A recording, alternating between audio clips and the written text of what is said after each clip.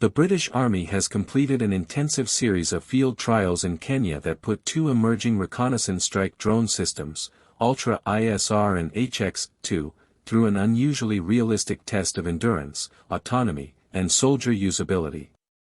Conducted over 18 days during Exercise HARAKA STORM and backed by the 4th Infantry Brigade, 4X, the campaign asked a simple question with complex implications. Can regular infantry operate an integrated sensing and strike package repeatedly, under expeditionary conditions, without a developer standing over their shoulder? By the end of the deployment, soldiers from 2nd Battalion, the Royal Regiment of Scotland, 2 SCOTS, were doing exactly that, executing mission cycles at pace while engineers watched from the sidelines to capture data rather than to steer the outcome. What distinguished the Kenya event from conventional demonstrations was its insistence on repetition. Instead of a single polished vignette, teams were tasked with running the same workflows again and again: pre-mission planning, launch, surveillance, target validation, engagement, and recovery, across changing terrain and weather. After a short familiarization period, troops assumed primary control of both platforms and, according to personnel who observed the serials, quickly shouldered almost the entire burden of HX-2 strike operations.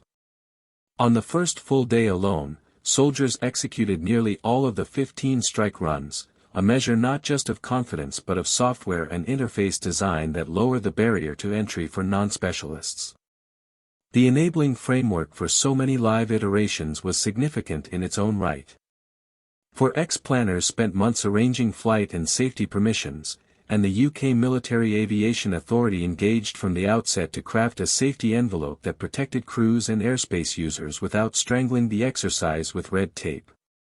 The British Army Training Unit Kenya, BATUK, supplied the kind of environment that reveals whether a concept can survive contact with reality: heat and dust, broad sightlines broken by thorn and scrub, austere launch sites, and the logistics friction that accompanies every move in a large training area.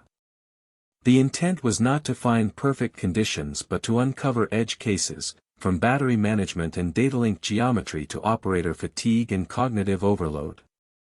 Industry's role was focused and deliberately constrained. Helsing, the technology firm behind the system's AI, software, and integration, embedded a small team to support data collection and troubleshooting while keeping hands off the controls.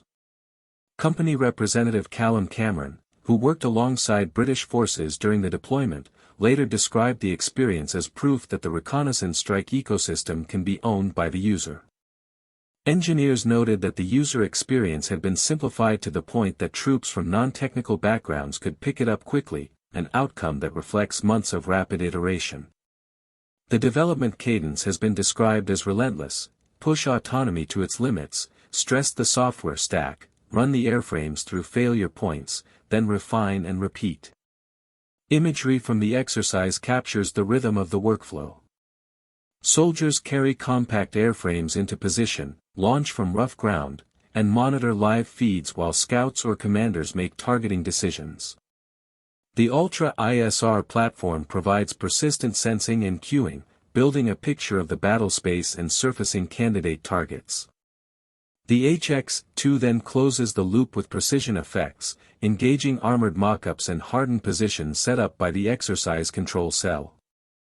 The 4X Medium Range Effector team injected problems designed to feel like the real thing: ambiguous signatures, limited windows for attack, and clutter that could fool an inattentive operator, forcing crews to weigh risk and timing rather than simply press go on a sanitized range. Beyond the choreography, the trials hinted at a larger shift in land warfare doctrine.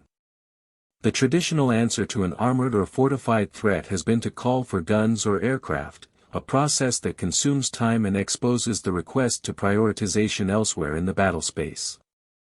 In Kenya, rifle companies with an organic reconnaissance strike pairing were able to sense, decide, and act inside that timeline, shortening the path from detection to effect. That approach echoes lessons from Ukraine and other recent conflicts, where small, distributed drone cells have changed outcomes by collapsing the sensor-to-shooter chain and keeping adversaries under constant, localized pressure. The British Army's experiment suggests this logic is migrating from ad hoc innovation to structured capability development. The human dimension was as important as the hardware. Crews cycled through serials, learning to manage workload between pilots, observers, and section commanders. The interfaces rewarded disciplined drills, checklists before launch, standardized callouts on the net, and a shared understanding of when to abort rather than chase a marginal shot. After repeated runs, teams reported that the system's guardrails and automation features reduced errors without dulling situational awareness. That balance, assistance without complacency, remains a central design challenge for any military system infused with AI. Kenya's results indicate progress. Operators stayed in the loop while the software quietly handled the tedious parts of the stack. Safety governance, often treated as a footnote, was a decisive enabler. With the Military Aviation Authority engaged early, the exercise was able to schedule frequent sorties and capture the statistical weight that single-show demos never provide.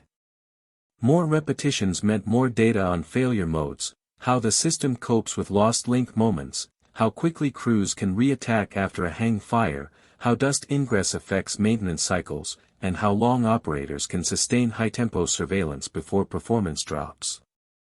Those findings are mundane compared with splashy footage of impacts, but they are the backbone of any acquisition case that claims a unit can field the capability tomorrow rather than in a laboratory.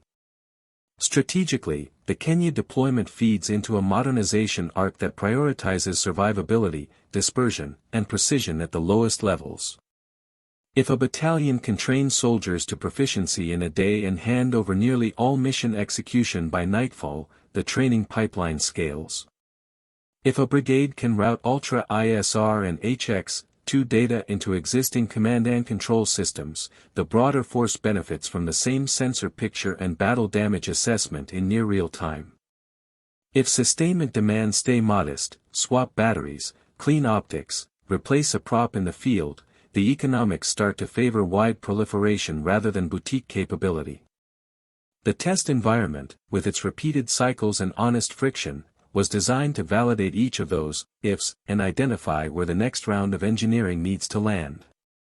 There remain open questions that the Army and industry will have to answer as the capability matures. AI-assisted target recognition must be tuned to avoid both false positives and misdetections as adversaries adapt their signatures.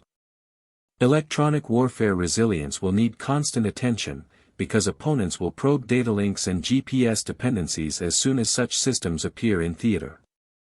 Doctrine and legal frameworks will continue to shape how and when line infantry are authorized to deliver effects that previously sat higher up the command chain. None of those are reasons to delay, they are simply the inevitable follow-on work for a capability that has crossed an important threshold from presentation to practice. By wrapping a demanding schedule of live repetitions inside a strong safety envelope and pushing responsibility down to the soldiers who would actually fight with the equipment, the British Army has generated credible evidence that a combined reconnaissance strike package can thrive in expeditionary conditions. Kenya's training areas offered the grit, for X and BATUK supplied the scaffolding. Helsing's engineers brought a product flexible enough to evolve between sorties.